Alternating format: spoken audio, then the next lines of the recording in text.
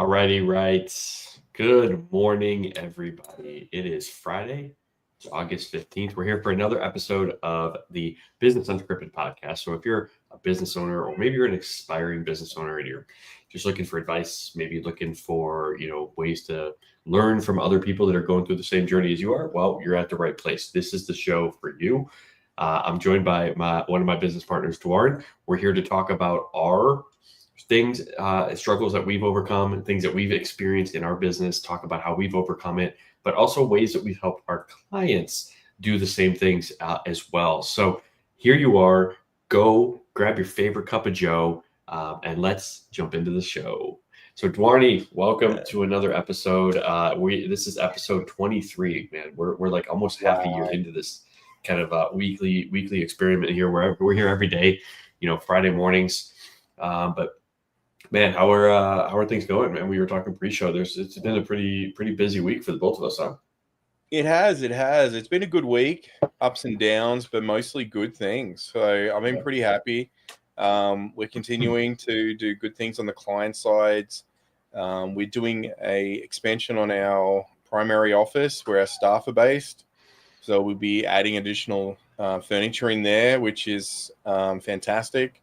Right. So we can expand more staffing over the next 6 months. We've already got some projected staff allocations, which is great. And look, maybe next week or the week after, I'll be shooting. I'll have a different background because I'll be moving into my new home in office. a different spot, right? You'll be in a different spot. That's right.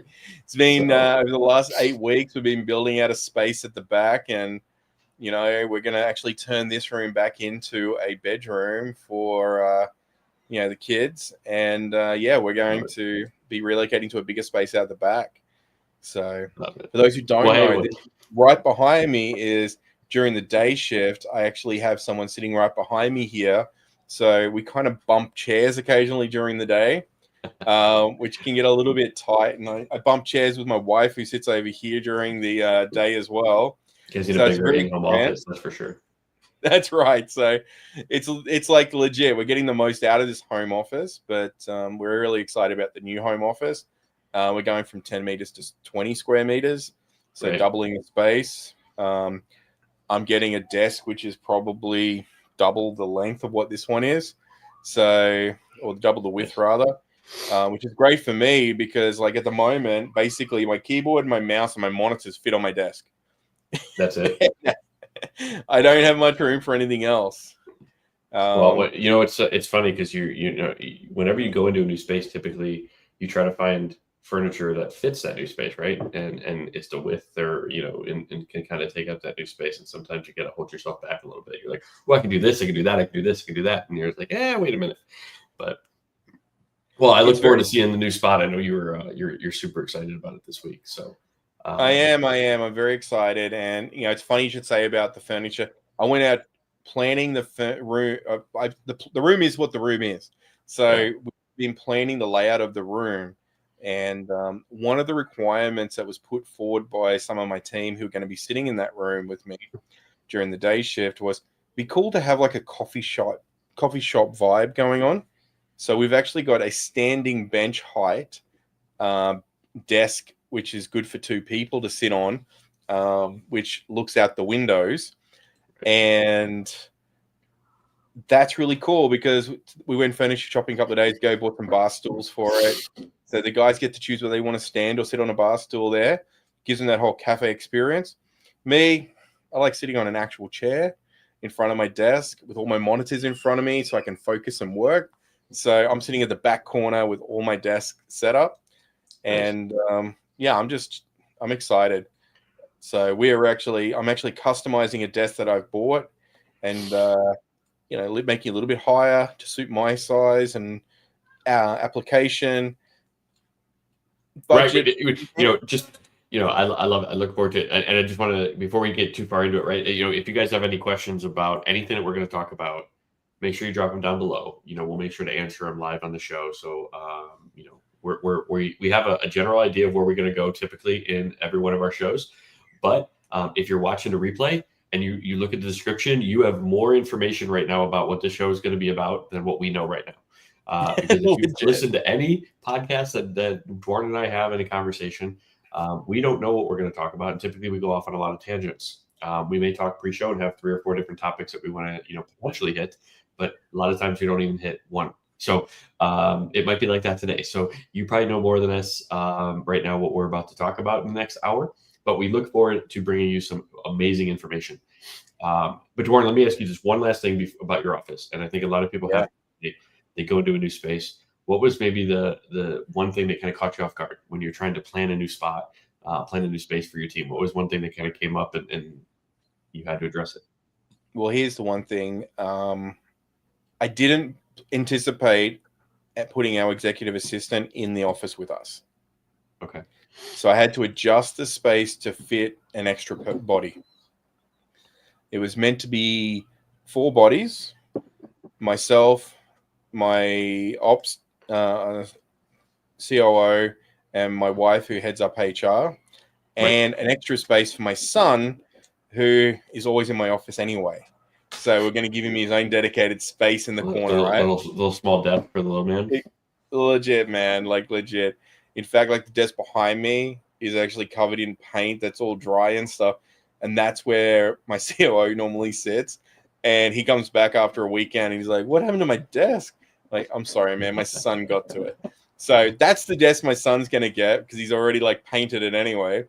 So he's super thrilled and excited. But yeah, so I had to add an extra desk. So basically I was planning to put a different desk in that location. Couldn't put it there because it's too short and it would not comfortably allowed for 2 people to sit. So we did a change. It actually worked out for the better. And the other thing that caught us off guard is we had termites in the window frame. So I ended up ripping the entire window frame out and we're replacing it with aluminium window frames and had to replace the windows, which wasn't on the original agenda. So that change also factored into play. But I mean, other than that, everything else kind of just, it was okay, right? I mean, it's a fun little construction project, and yeah, you take swings and you miss. Like when you pre-buy your paint at the beginning of the project, you don't know what color it's going to really look like on the walls and if it's going to work. We got lucky; it works. Wait, so you guys don't have like the typical where you come in, you pay a couple swatches to see what it's like when it's dry, and then pick the one you want. You guys don't do that? I could have done that. You know what? I didn't want to go back and forth. I just wanted everything for my team just to get in and do it. So we decided to just buy pre-mixed colors from the paint shop that were already mixed. We got something called Day Spa, so it's kind of like a green. And honestly, before the lighting went in, I was a bit concerned it was going to be too dark. When the lights came on, I'm like, oh, this is great. This is nice. All right, I can live with this. So those things caught us off guard, but at the end of the day, we adapted and things worked out. And I basically I had to take off my perfectionist hat and go, you know what? It's just an office. I don't have to, just chill out. It doesn't have to be absolutely perfect. It just has to be a functional workspace that works. Just got to be. I think we talked about this, and we'll kind of jump into the show. But the last thing I always said too was when we were talking on Wednesday was, it's funny how, and I did this in my offices when I worked in the corporate world too. Is sometimes you just need like a change, right? In terms of like to help you with motivation, it helps to kind of, get you kind of the juices flowing again. And so like you mentioned how, yourself kind of getting into this new office is kind of like reinvigorating for you. And if you're watching this, like, and you're just like, hey man, I just feel like I'm in a funk, just try to change around your office. Like, even if you work at home, like just moving your desk around, in the room, or, changing what you're looking at can sometimes, like, it feels like an entirely new spot. At least it works for me. In terms of, I did it, like I said, I did it in my corporate world. I would change my office like every 3 or 4 months just to kind of keep it fresh, and keep it, new. And it helped me. So maybe it'll help you. So if you're feeling like you're in a funk, try and change around your office a little bit, see how it works. But absolutely. Like you're spot on. My wife's like kind of feeling the same thing. She's like, saying to me, like, you know what, I'm really excited about moving into the new office. I bought her some new monitors. So we've got like 3 new monitors going up on a stand for her. So she's super excited about her. She's getting the same desk, but it's got 3 monitors across it. So she's like thrilled at that idea. She's like, oh, so cool. I'm so excited. And just one little change, like asking her, like, what color monitor would you like? And she's like, can I go white? And I said, sure you can. So we got a white monitors. So just that one little thing to personalize her space for her and pulls her out of that funk as well, right? Now she's super excited at the opportunity of being able to get a new workspace to work in, and she's excited again. So I totally agree. I think I'm excited about the workspace. I've got a new computer that I just built myself, which is going to go in the new workspace, and I'm not going to use it in this workspace. I'm going to wait till I get to the new workspace and then use it there. Just so well, let's reset. I know we got a big topic we're going to kind of like hit up and kind of, so I know, so if we bored you about office spots, we're sorry, but sorry guys. But Duarne, tell me a little bit. I know there was a topic you wanted to bring up, and then kind of jump started some ideas, juice and flows for us when we were kind of talking on Wednesday. But what was this topic that you wanted to talk about this week? Well, hey, it's a little off topic actually. It was kind of funny. I saw something really intriguing over the last few weeks in my feed, and it's something I wouldn't normally associate with business, but the more I looked at it, the more I realized it had a lot of association with business, and I'm really into it. I think it's great. So for those who are not aware, what I'm talking about is something called Banana Ball. So Banana Ball, it seems like every time I talk to an American about it now, they're like, oh yeah, I know that. That's so cool. Yeah. I love that. You see all the clips are all, it's all over social media for sure. It's everywhere. And like the teams are entertaining. It's basically, for those who are not sure, like it's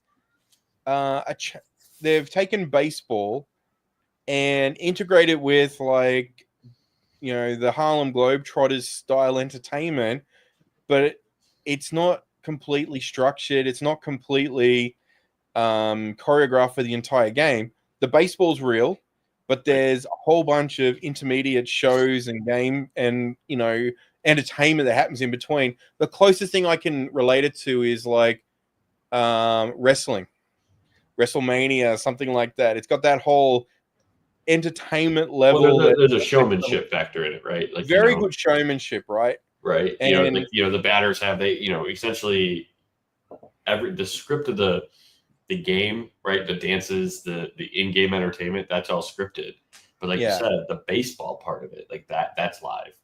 Oh, absolutely. And it's crazy to see sometimes, like you see the clips and it's just like they're doing backflips to make a catch, right? And you would never see that in the MLB, right? You would never see people walking up to a dance, or everybody dance right on the entire infield, right? Not be lined up in the perfect spot. Like, and so, at first I didn't know what it was. Like, it looked like it was a little crazy, but, like you said, it also reminds you of the Harlem Globetrotters, but for baseball. And I think it's way more entertaining.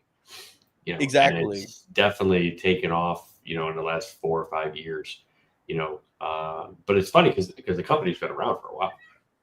Well, this is it. And I was watching some like, I got really intrigued. So I started watching as much as I could about it. Right. And Jesse Cole, the guy who basically set this all up, turns out he basically kind of inherited a team, from what I could figure out, from one of the minor leagues. And his team wasn't doing that great, right? And they said, well, just pay us if you can turn the team around, then you can do it. He was a professional baseball player that couldn't play anymore, is from what I can tell. And he got himself a start with his team. Didn't really know what he was getting himself into. When he's asked the question, like, so how many people turn up to a game? And like, oh, we get 50, sometimes 100. We had 200 once turn up to a game. Like, that's the sort of level of business that he bought, right? It got involved in. So he had a mission. He had to turn this around, make some money out of it, and hopefully do something good with it. So one of the first things he did, from what I saw, was he decided to change the name of the team. And everyone thought he was bonkers for choosing the name the Savannah Bananas. And they went on to actually, win one of their first seasons. in their minor league, from what I saw. And and then he started creating a whole nother league, which is Banana Ball. And the concept behind it was to play it in the off season and also to make rules that were more fun, more entertaining, and more engaging for the audiences, for the fans. Well, I when think you that's hear him the first kind of lesson here, right? Is that one, their company is actually named Fan First Entertainment.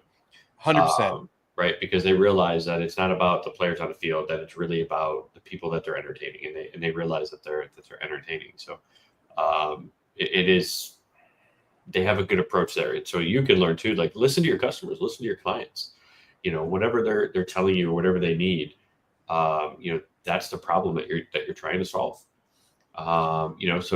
Survey your clients, right? Which is what they did. They went out, they surveyed the fans. Hey, what are some of the biggest headaches that you experience, right, when you go to an MLB game? And they're like, well, we're nickel and dime for everything, right? We got to pay for hot dogs, we got to pay for beer, we got to pay for parking, we got to pay for X, Y, and Z, right, throughout the entire experience of the game. And that's where Savannah Bananas, they actually came up with the all-inclusive ticket, right, where it includes everything, includes parking, includes your food, includes your drink, includes obviously being at the game. And so it's one of those first things that they were innovative in because they listened to their in this case, customers. But what's interesting about that is, like, when you hear Jesse talk about this, he refers to the fact, like, they completely fucked up, basically, when they first did this. Like, the inclusive ticket, the lines were 2 hours long to get a serving from the food because, like, oh my gosh, we totally messed up here. Now people are lining up to be able to get their unlimited food. And he's like, well, anything over a 10-minute wait, that's horrible. No one wants to do that. So they had to change things. They had to they failed on so many things.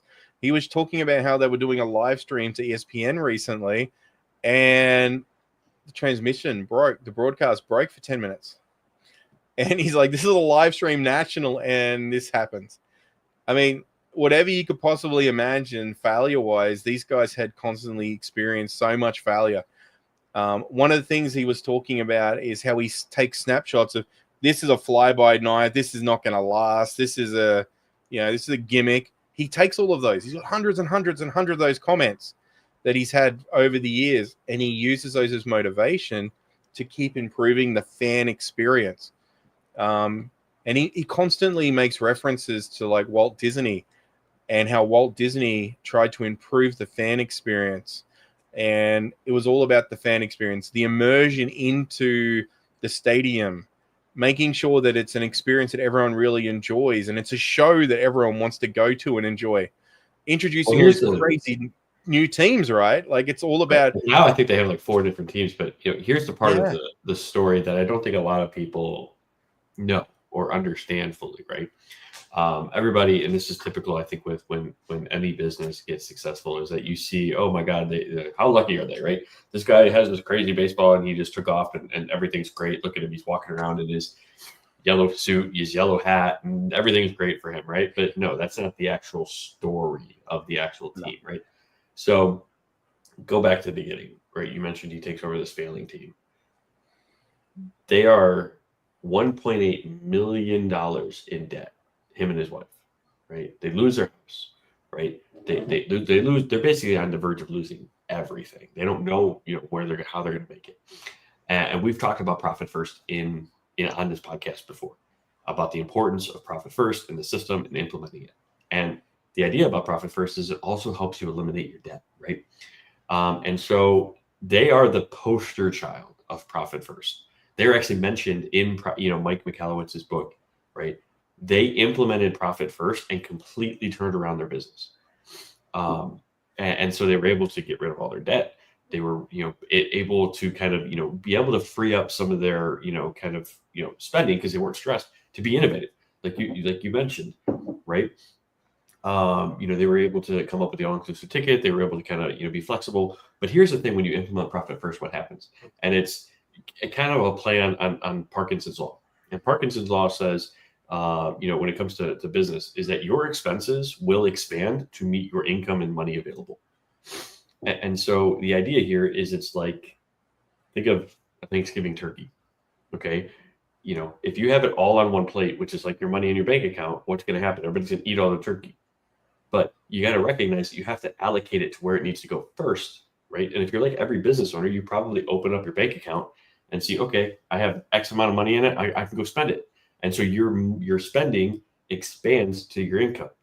Yeah. We also talked about cash flow, right? In on this podcast in the future. And if you don't know where your money's going, right, where it's allocated to, when it needs to be allocated, you may overspend.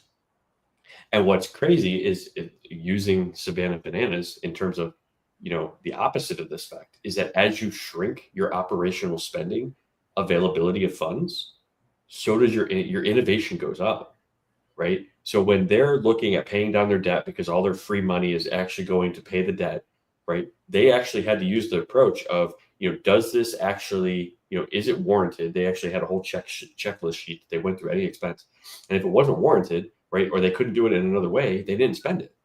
And one of the examples of this was, they were looking at ticketing. You mentioned, long waits. Yeah. And so what they did is instead of going out and investing in $100,000 ticketing software, they just went and they bought pre-printed banana-shaped tickets for like $6,000 because they didn't have $100,000, right? That wasn't allocated. And so that's the importance of the system when you hold yourself to it and you have somebody to hold yourself to it as well, and you implement it, you follow it up. So it allows you to be innovative because as your availability of funds shrink, so does your spending. And another example is, and I just thought about this too, right? You just had a couple babies. Think about this, right? If you're standing there and, pardon the imagery here, but, you're changing the diaper, okay? And you have a fresh pile, right, of, wipes sitting next to you. Well, you're probably, oh, here's one. Oh, let me take one wipe, maybe two. And you're like, oh, let me get another one, right? Because you have all these extra wipes. Yeah. But I can guarantee you, and you've probably done this, when you're getting to the bottom of the wipes and you forgot to go out and buy some and you have one wipe left, you can clean that baby's butt with that one wipe, with the same that you might have done 4 or 5 when you had a relatively large amount, right? It's like going to the bathroom and looking at the after you're halfway through doing your business and you look at the roll and you go, oh shit, I'm gonna have to make that work. All right, Yep. here we go. And so it's the same thing with your money in your business, right? If you have X amount, you're going to make it work. And how you're going to make it work is you're going to call your vendors. You're going to get extended terms. You're going to renegotiate. You're going to cancel things that you don't need to spend anymore because it's not actually useful to the future of your business. And you begin to bootstrap a lot of things that maybe you wouldn't have done, or maybe you think of an innovative way. Having limited funds actually makes you become more innovative in what you do and how you do it. And that's why this works. Jesse, Savannah Bananas, they're huge now because they implemented Profit First, right? They're huge now because they followed the system. They are basically the poster child of Profit First implementation in a business to turn things around. And then, with debt, the last thing I'll say here, and then, sorry, I didn't mean to talk, but on the debt front, how you do this, right, is, Dave Ramsey says it in his teachings, but also, Profit First, we teach it, right, with Profit First, is that it's called the debt snowball. So what you do is you kind of list out all your debts, and the lowest balance first is what you want to take care of. And you pay the minimum on everything, but, you kind of, pay down the small balance first, but with your profit distributions with Profit First, instead of you taking it all, you're also taking your profit distributions and applying it to your debt. And so then what happens is, let's say this $100 you're paying on the small one, right? You pay that off. Well, you add that to what you were already paying on the second one with your profit distributions. And then you add that 100, the 200, now that 300 gets added to the third lowest debt, right? And before you know it, you're paying, $1,000, which is what you already have going out the door, and all your debt's paid off, right? And so it's one of those things that, as a Profit First professional, which I am, right, we can help you kind of design that plan and implement it, and actually implement the entire system. And that's where Jesse and Savannah Bananas is where they are today. If I don't think, and you could probably ask Jesse himself, and I think he said this in a couple of his own podcast appearances, he would not be where they are today. They would not be in stadiums, right, if they didn't implement Profit First. They would probably be broke, and Savannah Bananas would not be what they are today. Yeah, and it's interesting because, like, for me, I was just genuinely blown away by their fan first approach and his conversations that he has and the press releases that he does about how resilient he is and his approach to fans first.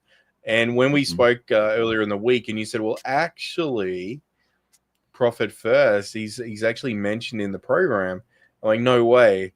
And it was something that we organically realized earlier this week. So for me, I saw a huge value in what they're doing from that, position. And like, even with those inclusive tickets, like if you look at the general cost of tickets in the NBL, like what are you looking at? Between $50-$60 to $300 a ticket, right? The Banana Ball League, they're only charging between $30 and $60 a ticket, depending on where you're sitting. And like all-inclusive tickets, because they want more fans at the game. They want more fans watching the game. They broadcast their games on YouTube, so they get huge fan. They're one of the most streamed sporting leagues in the world because they put it on YouTube for their fans to watch. They took advertising. And the other side of it too is you got to remember, like this is a baseball team, right? That was, requires their fans to really be at the stadium to really get the experience, right, with the dancing and all this stuff. And so what do they do during COVID? They innovated, right? Yeah. They had 0 ticket sales, but still was a profitable company. Why? Because they thought of different things that they could do. So they had like, pop-up drive-through things in Florida where they gave away, where they sold drinks, like I don't forget what they call it, but it was like a banana drink or something like that. Right. They did like, the 24-hour pop-up merch, right? Where it's like, hey, only for the next 24 hours are you going to get this t-shirt, for Savannah Bananas. And so they had the fanfare, but they were able to innovate in a period where they couldn't do their sport and they had no ticket sales, but they were still a profitable organization because they were able to innovate. So there's so many, there's so many like lessons that you can learn from the Savannah Bananas. They're basically disrupting an entire sport, right? In terms of, will they ever be the MLB? I don't think so, right? The MLB, I think, will always be around, but and Jesse said for himself, he's not interested in replacing MLB. He loves the MLB. Mm-hmm. He wants to offer an additional sporting league and entertainment value for people. That's it. Yeah. There's plenty of followers available to follow both sports, and if they want, maybe enjoy both sports, or just follow the one they like. At the end of the day, I mean, I love what you said there about the fact that once you actually start down this path, the innovation side opens up. It becomes a lot more positive from an innovation point of view and allows you to make better decisions and choose. And you're right. When you don't have choices, you start to be smarter in the decisions you make. You start deciding, well, hey, you know what? Yeah, I could pay $1,600 a year for that software, or maybe I could just do that in a spreadsheet until I can afford to spend $1,600. Or do I need it? Or is there another alternative? Or can I build something, right, that accomplishes the same thing? Exactly. And if you look at your bank account, and I care if you're watching this or you're listening to the replay, I want you to think over the last week, how many times did you look at your bank, right, and just say, okay, well, I have money I can spend, right? Or somebody said, hey, maybe you thought, hey, I need a new keyboard, or I need a new mouse, or I need money for my personal living, right? That's the other thing. If you're not paying yourself on a regular basis as a business owner, how do you pay your personal expenses? Is it just, hey, whenever there's money in the bank account? But how do you know that that's not encumbered from the business, right? Yeah. And that's part of the other side of the profit first is you need to take care of yourself first. Because Duarne, let me ask you this: if you had to name a person in your organization, mm-hmm. and if you're listening to this same way, if you had to name a person in your organization who is the best employee, who is it? I'd say that would probably be my team leader for my development team, for a number of reasons. And you are like probably everybody else watching this video who said somebody else. And you're wrong. Will your team leader come into work and work for free? Will your team leader work till midnight every day, start every day at 8 a.m., right? Not a chance. And work That's for me. free. And if you miss the payroll, I'm the schmuck who does that. Exactly. The only person in your organization who's willing to do all of that is you, and you are your number one employee. But so many people as a business owner think otherwise. And what happens? You take care of yourself last when, in fact, sorry about this if you're listening to this and you're an employee, like you as a business owner have to take care of yourself first. But this is where proper management allows you to do that, right? This is where proper, allocation of the money coming into the business can help you do both, right? But you have to make sure you take care of yourself first, or what's going to happen? One, you're going to be You stressed burn as out. shit, And right? you're stressed. You get burnt out. You resent the business, okay? And then you end up going under, and then you just become an employee somewhere else, right? And that's not what anybody wants when they start a business. And so from the beginning of owning a business, you have to do it right. And so no matter if you're listening to this and you're just signing the paperwork to start your business, you're 10 years into your business, or maybe, right, you're about thinking to close your business, like Savannah Bananas, like they were on the brink of closing, you can turn it around. And all it takes is a little bit of, a cash management system, a little bit of discipline and consistency, and it can be done. I love that because, we all know having good cash flow in a business just makes life a lot easier. Right from the beginning, it just makes it a lot easier. It's a lot less stress. You're not wondering how you're going to get paid. The one thing I like about this is, we've all been guilty of looking in the bank account and going, all right, so which bill do we pay this month? Or, you know what? It doesn't look like I'm going to be able to pay myself this week. I'm eating 2-minute noodles for the next week. Let's just make this work. That's just, as a business owner, you're right. But what do? We make sure all of our staff get paid. We make sure that all of our staff are taken care of. So, right. But you're right. If it wasn't, most businesses, it's only the owner that's going to come in and do those 12, 14-hour days, 16-hour days as necessary. We're going to wake up at 2 a.m. to do that video call that we need to do with a client because it's the only time that works for them. Right. But our default, like you just proved, right, is that we think of other people in terms of our best employees, when in reality it's us. And a lot of times it's only us, right? And even if you're contractors, you probably go, oh yeah, I couldn't do it without this person. Like, yeah, but that person, if you don't pay them for 30 days, is not going to continue to work for you. And so you have to make sure you do it right. And again, these aren't like, we're not like when we implement profit first, it's not about completely restructuring your entire business, right? We take into account what's going on, and it's small incremental kind of changes, right? But it's building that habit, right? So we're not going to say, oh, you're going to go from, 80% operational expenses down to 30%. Like it's just not going to happen that way overnight, right? But it's small, consistent changes that you can build the habit within your business as we work and look at expenses that are happening or things that are happening that are going on that you can cut or adjust or renegotiate or find a better alternative. I was just having a discussion with a client earlier, and I was like, hey, by the way, like, you have an internet company and then you have a cell phone company, but they both offer, right, the same, kind of agreement. I'm like, when was the last time you actually like looked at these expenses and negotiated? It was something like they were paying like $2,000 a month, right, between the two organizations. Yeah. And he's like, well, a while. And I'm like, okay. And I'm like, okay, with your cell phone company, like how many lines do you have? And they were, I don't know, 12. How many are you using? 3. So for months, they're paying all this extra money.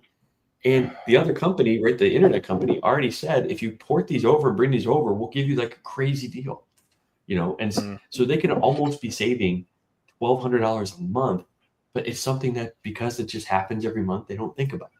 They're caught up in daily, activities. And it's allocating the time to think of that as a big enough problem, right? It's like we talked about before. If you stub your toe, it's irritating. You're probably going to be cursing for a minute. You're going to get irritated, but you're probably not going to take any action to go to get medical treatment. But if you were to break your toe or break your leg, you're going straight to the walk, like you can't put weight on it. And that's sometimes what's going on with your business. Right? Yeah. Exactly. It's the same as business. So, this is why, like, it's so good. Like, if you've got home insurance, car insurance, one of the things that's recommended is shop around at the end of your contract. Go back out and don't just renew at the regular rate. Go back in and sign back up on their site. You'll generally get a discount on their site if you sign back up on a fresh account, a fresh plan. Right. Or contact them and say, hey, look, I'm not going to sign this new agreement because it's really, I want a better deal. they'll normally negotiate with you. And the same goes with telcos and all that. We literally just here at home canceled one of our service providers for our internet fiber connections because we're able to save 50% by moving to another carrier. Well, and you've probably been paying that same rate for 12, 18, 24 months.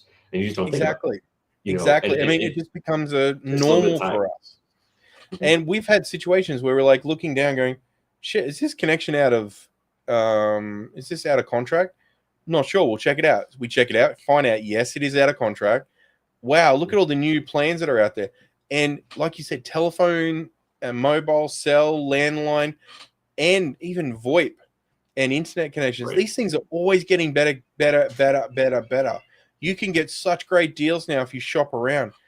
I know. But the other ones that a lot of people don't think about too, or especially if you're a big, medium-sized, big organization that has like an office spot or whatever, is your electric, right? Your utilities, your gas and your electric. Like those things are things that you can, lock in for savings, and you can even do that in your personal house. If you work out of home, like sometimes, it is worth it to look into these things. And what the exact answer I got back from my client is what a lot of people say. I don't know. It's just it's just some effort, right? Okay, but you're starving yourself, right? Let's put this a different way. Like save $1,200 a month, or well, here's the question, Dave. How much effort would you have to put in to earn an extra $1,200 a month versus effort to put in to save $1,200 a month? Right, every month. And that's the funny thing. Like when you save, maybe an hour, 2 hours on a phone. Okay, that's it. Like then that savings is cut. But in order for you to earn an extra $1,200 a month, think like you just said, how many hours do you have to do every single month extra to make an extra $1,200 a month? 100%. Even if it's 2 hours every month, you're talking 2 hours one time or 2 hours every month to make that $1,200. Yeah. Or and most of us know that $1,200 isn't going to come in 2 hours, right? It's going to come in like 6 to 10.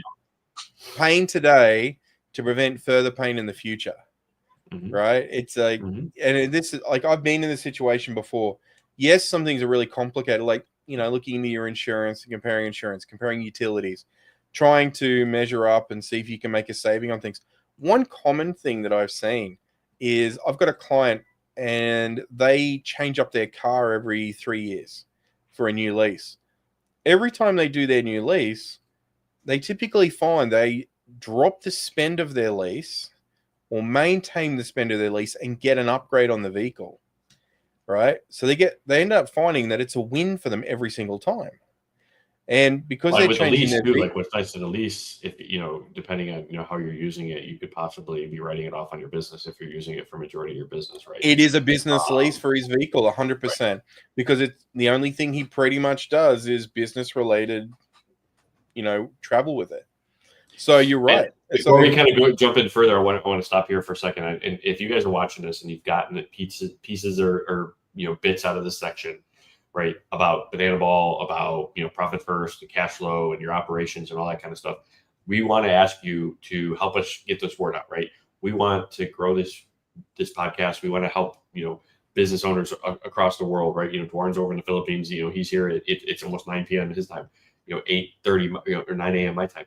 The idea here is that we want to kind of get this out. So we ask you, if you've enjoyed what you're listening to, hit the like button right now, but also share this to your network and let them know, hey, this is a great podcast. We hope it's a great podcast if you're still here or you're watching it, and something that you got out of this presentation will help you in your business. Please do that for us. We appreciate all of the support and love that we get from y'all. But yeah, so sorry, Duarne, I didn't mean to cut you off, but I wanted to kind of give that. No. Important messages. Definitely get in and show some support. And I'm going to let you run it. I'm going to run to the bathroom real quick, but I'll be right back. No worries. Well, one of the things that came up during the week there as well, we started talking about how ChatGPT 5 was released last week. And oh my gosh, what backlash there's been over the last week by removing options and choice from people who are using the platform. So I believe in the last 24, 48 hours, there's been some changes again to the platform where you can actually roll back to using GPT 4.0, which is very, very useful for some people because it's a far more predictable version of the platform. And they're finding that their results are actually much better in that, and they're happier with those results. I've also noted that there's a couple of functions in there where you can now choose between let us decide and quick thinking and spend more time researching. So they've actually took away some of that, we're going to figure it all out for you, realizing that, hey, you know what, we're probably not at that point. We're probably not doing a good enough job at this yet. And actually introduce some more of that. We're going to let you have a little bit of control and choose how you want to use the platform again. Or you can just let us run it in autopilot if you want to. So I was a little bit surprised by that because all that wording that came out and the messaging around the original launch of GPT-5 is there was no choice. It was just, this is what we're doing and we're doing it. And right. There was a lot of mixed reactions at that point. So it's interesting to see that a big company like, OpenAI has said, yeah, look, maybe we weren't right. And we're willing to throw a compromise out there for those who do want to use it in a specific way that we may not have anticipated. So what's your take on that? It's an interesting approach because I've always talked about it before, right? You want to be nimble. You want to listen to what we talked about at the beginning of the episode, right? You want to listen to your customers, your clients, et cetera, to make adjustments or to, be innovative in terms of your product offerings. And, I haven't had an issue with, ChatGPT 5, but I could see why people especially because I didn't know there was an announcement. The only reason I knew there was an announcement was from what you said. They didn't put it in the platform at all. Like, hey, watch the announcement here. Like, Apple and stuff, they do banners, different things like that, which I think is fun. They can learn, I think, from that way too. But I like having the choice, especially if you're like, hey, I want to, test it, because even in their presentation, they even say like, take a prompt and go, and he even did it. He went to 3 different kind of tabs, right? And it all came up with kind of different versions of what he was asking for, because it was like asking 3 different people. So I could totally understand why people would want to have that option to say, hey, here's GPT-5's response. Let me see what 4.0 says. Then kind of doing a comparison between the two to make the best version that you would like, right? So, yeah. I think it's an interesting one because they're a software company, right? And a software company that, thanks, Carrie. I love that feedback. I'm glad you're getting something out of this. Dave's pretty good when it comes to financial information. So if you do have questions, feel free to reach out to him. I'm the guy about AI and marketing. And I love numbers, but from a completely different point of view. You love when they're in your bank account. You don't love dealing with them. Oh, absolutely. I love it when they're in the bank account. I love to see numbers soaring on social media accounts and views to websites. For sure. Absolutely. I love it. But yeah, look, it's interesting to see a company like that, like, be innovative and kind of be willing to, kind of take one, right, and say, hey, we messed up. Oh, 100%. And I think the thing is, people see that and expect that these days. I don't think being wrong is a bad thing. And like going back to Banana Ball, right? One of the things that Jesse shared on an interview was they got the name wrong on one of their merch launches. And they actually, he's like, we're trying to do our own merch and sell our merch. Can you imagine we're selling merch that's got the wrong name on it? Like, wow. How many people would have seen that and not pointed that out?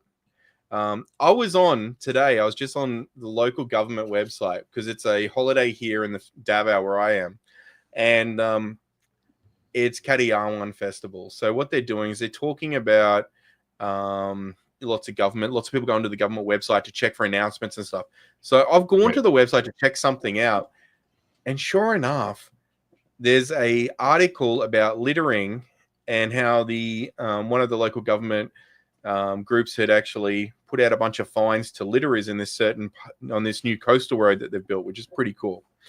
There's like 43 people, but they'd misspelled the word litter. They'd got litterers. So double E. It was a doubling up on the ER. And I'm thinking to myself going, wow, that's a government website. Somebody's responsible for that. How many sets of eyes have looked at that? And now it's been missed. Something as simple as, and I'm like, maybe it's just on this page. No, I clicked to the article. The actual article also has it misspelled. So it wasn't just the one page. It was actually misspelled. And I was like shaking my head going, well, there you go. So even a government website can get something wrong. A big sporting team can get something wrong. We all get things wrong. It's about how we handle that is what shows the sort of business or the people that we are. Do we hide it? Do we own it? And I guess that's where it really comes down to. So, well, I think I 100% agree with you, right? Because, and here's what also comes into your own self. You have to recognize that you are not perfect, right? You can strive for perfection, right? But you have to be able to forgive yourself when you're going to make mistakes, and then just own it and just be like, you know what, I messed up. Yeah. You know what I mean? Shit happens. We move on. Right. We move on. We own it. We make it correct, and we kind of learn from it, right? And I think no matter if you're just starting out or as your multi-million-dollar organization, you are gonna make a mistake here or there, and things are not going to go as planned. And it's how you react that's going to determine what's that next stage for your organization and your company. Well, can you imagine if someone like OpenAI doubled down and said, no, not a chance. We ain't changing that. This is how it is now. Right. There could have been a whole bunch of backlash, which was super negative. By doing this, they've got all this great press now going out. They got all these people talking about it and going, oh, did you notice this? Did you see this? And that's the one thing I'll always say about OpenAI, and this is my I guess negative here, right?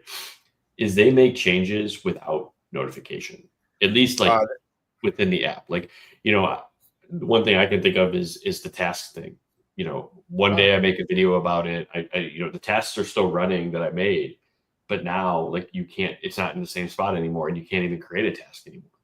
You know what I mean? And it's like, well, why? And so definitely want to practice that in your business too, is make sure you're notifying your clients, your customers, of changes that are happening. Especially if you're changing. I mean, can you imagine if you're going to change the billing situation to a different day and not tell anyone, just change it, or change your terms, or change the hours of your business? All of these things, I mean, you're going to have to notify and tell people and warn them that this is happening.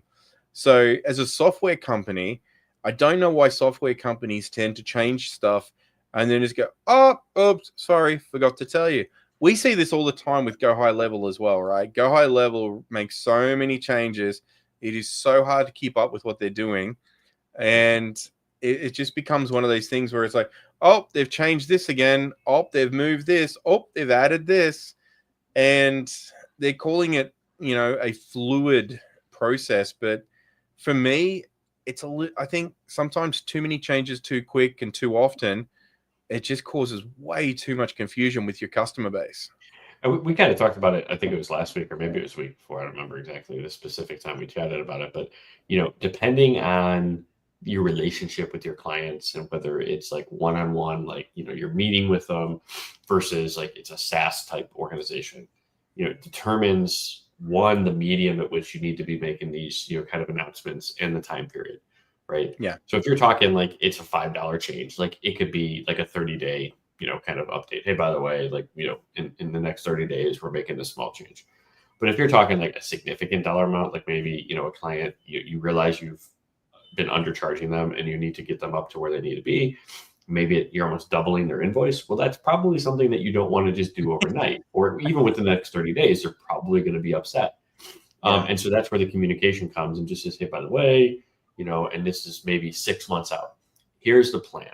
I want to just let you know, based on new charges, new systems, and justify why you're doing it, we need to make some changes to your bills, and here's how it's going to happen over the next 6 months. Each month we're going to up you a little bit. And maybe you don't go all the way to double, but maybe it's like, hey, our plan is the next 2 years to get you where you need to be, and we realize that we don't want to do this overnight. And they're going to respect you for it too, because if you're doing great work for them, they're going to know that you're worth right, what you're doing. And as long as you continue to do that, they're not going to have a problem kind of continuing to pay those increased invoices. Yeah, and I think one industry that does communication notifications quite well for a specific issue is factory faults through vehicles. Most vehicles, the legislations and the rules in place require them to notify people personally who've purchased a vehicle about, this part is faulty. Please take this letter in when you get your car serviced next, and we will replace it for free. Right. Like, that sort of thing is great. I mean, yes, you get pissed off because, like, oh man, my transmission's been busted. I'm gonna have to get it fixed. I'm gonna be out. That's gonna suck. I'm gonna be out of, for a few days while that gets done. And then it's like, hang on, no, it's not busted right now, but there's potential it could get busted. They're gonna fix it without. All right, this is okay. They're warning me about it, and they're gonna give me a chance to get it fixed at my convenience. So, I mean, that's really cool when you can have that sort of communication, and not every business allows you to have that sort of level of communication or process. And I understand SaaS businesses and software businesses, if they've got thousands and thousands or hundreds of thousands of clients using their software, yeah, they can't go around to every single one of them and say, hey, we've done this change, or we've moved this over to here necessarily as easy. But a lot of these software companies that are doing that are just sending out an email and saying, hey, by the way, we've made these adjustments and changes. Right. Or put a banner on your website. Like, you put a banner, say, hey, look, check this shit out. We've done something by cool. the way, here's some updates, Oh, my bank did this recently. They moved a button, which is actually more convenient, but it's inconvenient for me because when I do a transfer, it's now not in the main menu, it's in the bottom menu. But it's now it's one of 3 quick buttons, but they took it out of the main menu. So every time I go into the app, I'm so used to doing it on autopilot, I keep messing it up. And I'm like, where is it? Oh, here it is again. Yep, I remember. When you go into, I don't know if you get it there, but when you go into pay for something on a FPOS machine or, the card payment machines in a store, some of these machines are set up with security now where they'll shift the numbers around on the keypad. Right. When you're putting your PIN in. So if you're on autopilot, where the key, the muscle memory knows where to press on a keypad, you've got to stop, think, and go, shit, the numbers are in a different order, and change it. These little changes in our day-to-day annoy us. Imagine doing that in your business and how your customers are going to feel when you do that sort of stuff. Well, the other thing, like, that's funny too, right, is I feel like fast food restaurants over here in the United States do a better job of letting you know when things change than some companies. Like they do, like, when they always have it, like when they change their their meal numbers, they say, hey, by the way, your favorite meal has changed. Make sure you check the board to make sure you're saying you want the right meal. Like, I feel like they do a better job of that than some companies of notifying people of change. But see, isn't that interesting, right? I mean, and what does that have in fan? They actually are customer first businesses because they're providing a product for their customers, and they know their customers have an expectation. So by doing that, they're reducing the complaints and the customer feedback and the negativity. I go into a restaurant, and if I order the same meal at a restaurant and it turns up one day, like we had a situation recently, my wife looked at the meal and said, oh, I think there's a different chef. And I said, why is that? Well, normally we get string beans, roast potatoes, marble potatoes, and we get some, mini cherry tomatoes with that dish. It seems like they've doubled up on the tomato and they've left the string beans off the plate. And I've looked at her and I'm like, that's the sort of stuff I normally notice. You're noticing that now. How cool is that? Right. And sure enough, we asked the waitress and she's like, yeah, we've actually got a different chef in at the moment. And she went back and checked and said, yeah, so we're out of string beans, so they've substituted tomato for the string beans. But the waitress weren't informed, and we had no idea. If you're a new customer, you probably won't notice. But if you're an existing customer, oh, I didn't like that this time. That wasn't as good an experience.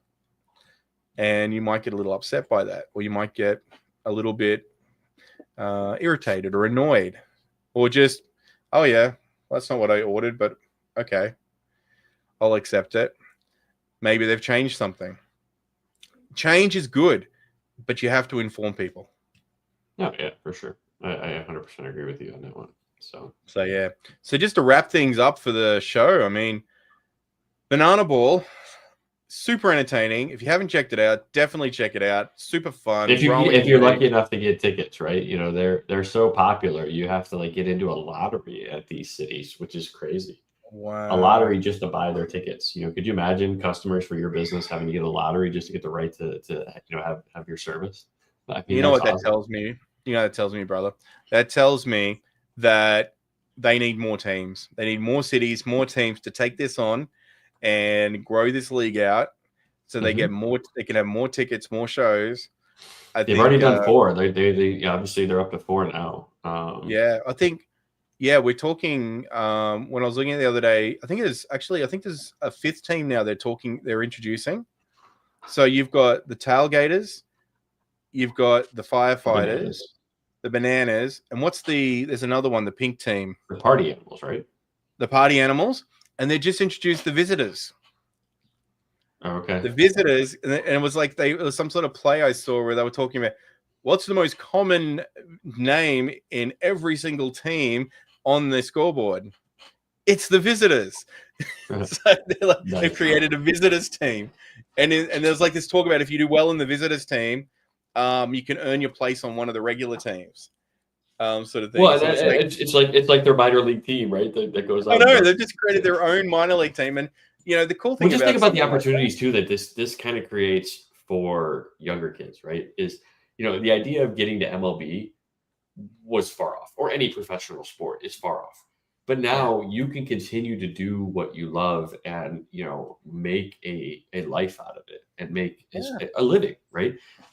Still doing it and just doing it in a fun way. Like it opens up way more opportunities for baseball players to, you know, continue on after college or whatever, that are fun and they want to be sociable and they want to, you know, do social media and stuff like that. So I think it's awesome. I mean, I could see in the next 5 to 10 years them, you know, having 10 teams, you know what I mean? And what's nice is that they're also not tied to a specific city, you know, which means you know, anybody from anywhere can cheer for any team, you know, and the game's the same. And you're not really, you know, kind of tied to a specific sort of route. You're rooting for the team versus like, you know, professional sports, you're rooting for your home team. You know, you're not necessarily rooting for, you know, a team up north or, you know, a team down south. You're basically tied to your home team. So, and then the other thing about it is I love the fact that they've taken the rules that they don't like in baseball, regular baseball, and removed them. Like, you know, all games are capped to 2 hours. And the 9th inning, they actually have a point for every score. So you actually, anyone's game, and then and they came up with this idea from what I heard was people wouldn't stay for the full game once they know who was going to win. Like, oh, look, 5 wins. Yeah, okay, we're going to leave after the 5th inning. We know who won. You don't know who wins because it could be anyone's game. When it gets that 9th inning, anyone could be the winner. And that's crazy. Like, you're going to stay for that. It's entertaining. The fact you know it's 2 hours, it's like going to the movies and knowing you're going to be there for 2 hours so you can plan an activity afterwards. You can plan something. Removing all the boring stuff like going up and talking to, you know, the pitcher for 5 minutes. Can't do it. It's not allowed. Bonus points for trick shots. Just crazy stuff like having some of the coolest stuff to see about it, right? Is the backflips before a catch, or the, you know, they bounce the ball before they throw it to first base or something like that. Like that's pretty cool.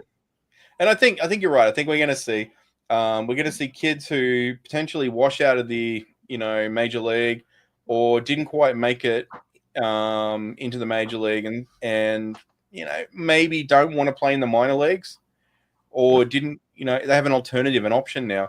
So I'd love to see, you know, another 10, 15 teams and really grow this out and become something amazing. And the fact that you can cheer for a team, even if you're not in your city, that's super fun, super entertaining. Right. Jesse made a comment one time that he knew that they'd made the right decision on the entertainment value when he was walking through plain clothes through the crowd in the stadium one time, doing his little incognito, listening in and being, you know, joining with the crowd to see what the reactions were. And one of the wives reached over and hit her husband and said, "And shut up, they're about to dance." And he's like, All right. he said, the first time they suggested the idea of dancing, it was like, three of the players were like, oh yeah, we'll do that. And then none of the others were like, no, we're not doing that. And then they had all these people reacting to it. The next time they said, we're going to do a dance, apparently, double the numbers of the players wanted to join in and do it. And it just, until it got to the way it is So now. now it's mandatory. Like if you want to play banana ball, like you have to be willing to dance and do all the fun, crazy stuff. So, but yeah. All right. Well, hey, we as we said, we can kind of wrap it up because we want you guys to be mindful of your time as well. We appreciate you joining here, but for yourself, Duarne, what's that 1-2 things that you want people to walk away from today's episode with? Look, I think people should definitely take a look at this profit first conversation that you have started. It's something which, whether you're an established business, a failing business, or surviving business, it's something I think that we could all benefit from and learn from. Mm-hmm. So I think it's a great thing to look into. I know you got some special offers going on that, so I'm sure if you reach out, or I think you've got some message if you type in there clarity into the chat. Yeah, if you type clarity, we'll talk about your cash flow and your business. There you go. Type it down below. Comment down below. We can chat through that and see what's right and what's the next steps for your organization based on where you're at right now. I love it. And the other thing is, trust me, if you have not checked out Banana Ball, go and check it out on TikTok, Reels, Insta, whatever platform you're using on socials, and be prepared. Your Reels and feed is just going to be flooded with all the different funny shit that's going to come up, and you're just going to sit there and shake your head. I'm showing my Filipino friends and family here, and they're all like, what is this? This is awesome. I want to watch this. I think they want to go internationally eventually, but yeah, for sure. I 100% agree with you. Like it's once you catch one, like you're going to be like, oh my God, like did that just happen? Like kind of thing. And then you're just going to keep watching it. And the dances are fun. I want to get to a game eventually. I haven't been, the only time they've been around me, I did put in for the lottery, but we didn't get picked. So that sucks. But what are you going to do? For me, I would say, definitely the cash flow, but, I would take away from this. If you answered that question, like Duarne did earlier, about who is the most important employee in your organization, and you name somebody else, it's time to, be honest with yourself and realize that you need to start taking care of yourself first. And if you did answer somebody else, you probably aren't taking care of yourself the proper way in terms of monetarily and making sure that you're supported just like you would your best employee. And then if you also, take a look at your bank account and your spending determines about what's in your bank balance and you only have one bank account, you also need to, kind of create a better habit and begin to allocate and begin to go through the profit first system. So if you want, again, comment clarity down below. We'll have a conversation. If it's right for you, great. If it's not right for you, we'll at least point you in the right direction. Ultimately, it does come down to like, you got to build a habit, and how are you going to do that? And it takes small steps. We're not telling you got to, go out and be crazy, right? And go, all right, I'm going to cut my expenses from 80% down to 30. That's not realistic. Part of the system is being realistic. I'll leave you with one last example, and I learned this from Mike himself, right? They were doing a study about people that wanted to run, and and it's the idea of these small kind of changes.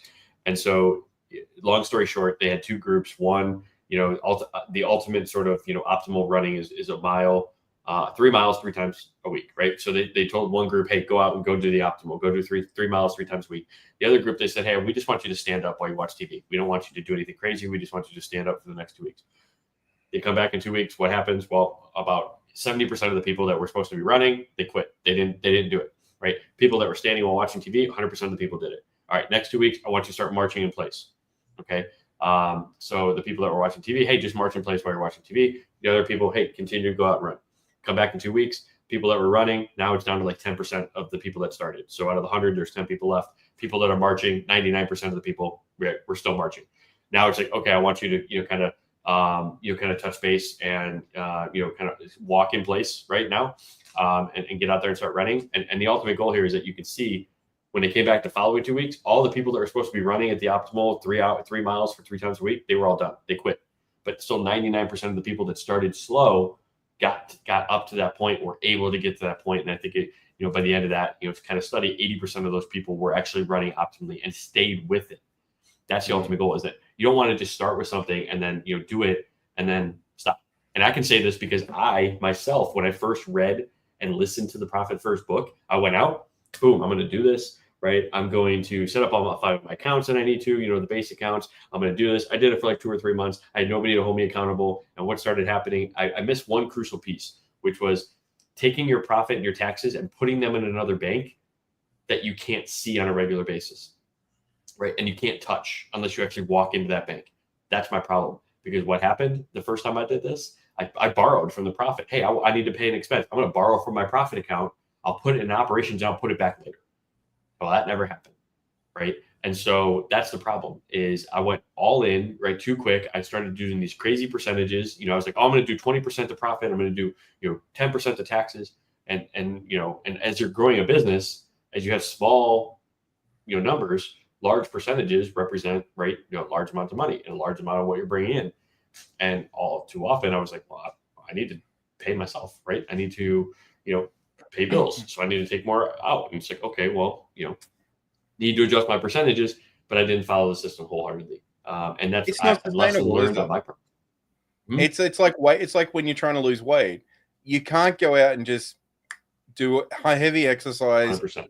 big diet. It's all about sustainability. Starting off small, etching it up, and growing. We had some comments there just come through. Hey Ryan, you can comment down below if you're interested, or shoot me a email. I'll also have, when this video kind of renders, give me your email. I'll shoot you an email, and we'll kind of get in contact with you. Appreciate it. And I just wanted to add one more thing too.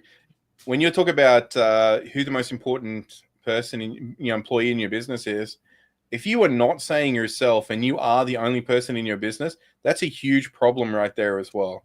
So, let's just focus on that. Hopefully, if you're the only person in the business, your answer was me. I hope. Otherwise, maybe we have to talk. Maybe there's maybe you have an imaginary friend that is helping you do some work, or maybe you said ChatGPT. I don't know. That's it. Maybe ChatGPT is your best friend.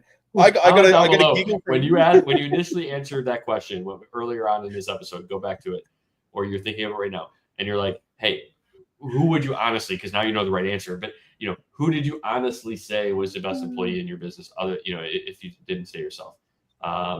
Because you got to be honest with yourself, and I say this too, and then I'll leave you with this. At the end of the day, and I've said this, you guys have probably heard me say this already. At the end of the day, you are the one that has to look yourself in the mirror. You can lie to your spouse, you can lie to your friends, you can lie to your business partners about the effort that you put into your business. But at the end of the day, you still have to look yourself in the mirror, and you know the truth. You know what's up here and what you actually did. So if you let yourself to get distracted, or maybe you didn't put in full effort, right? The beauty of this, one, be honest. Hey, I didn't do it today. What happened? Why? Right? And then go and correct it tomorrow. But if you lie to yourself day in and day out, it's all those kind of negative habits you're forming. You're just giving them fuel to keep happening, right? You have to be honest with yourself. You have to look yourself in the mirror. You're the only one that can do that, right? As a coach, as a mentor, like, you can tell me anything you want, but I can't prove or disprove that. But ultimately, I leave it with everybody. You have to be honest with yourself. Like, you can tell me something, but if you can't look yourself in the mirror and tell yourself that same thing, then you're lying, and you need to correct it immediately. Yeah. And I'll leave everybody with that on today's episode. But Duarne, thank you again. I love having these conversations. I love kind of, I knew sort of what we were talking about, but I knew there was still some things that we were, we went off tangent a little bit. So again, we talked about Banana Ball. We talked about Profit First. We talked about, the Parkinson's Law, about how your expenses are going to expand to your income, especially if you only have one bank account. We talked about being innovative. I mean, we talked about so many different things today. Notifications when you're making changes. I love having these conversations because, it sparks a fuel, I think, a little bit at the end of the week. And if you're watching this, again, if you got something out of this, please help us, get the word out about this. I have a personal goal to impact 1,000 business owners by the end of 2028.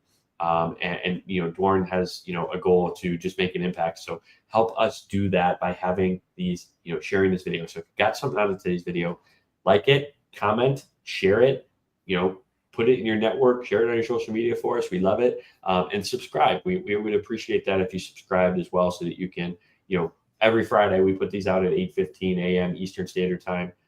So we appreciate you all being here. We love you. We look forward to seeing you all in the next video. Duarne, thank you, sir. Go give Paige and that new baby a hug and a kiss. Good luck. We'll see you in the new office next week. With any luck, that'll be where I'll be. Absolutely. Hopefully, barring any last minute setbacks, right? So, all right, everybody, we appreciate it. We look forward to seeing you in the next one. We'll talk to you soon. Bye. You got me loose and set me free. You make me win every way. You show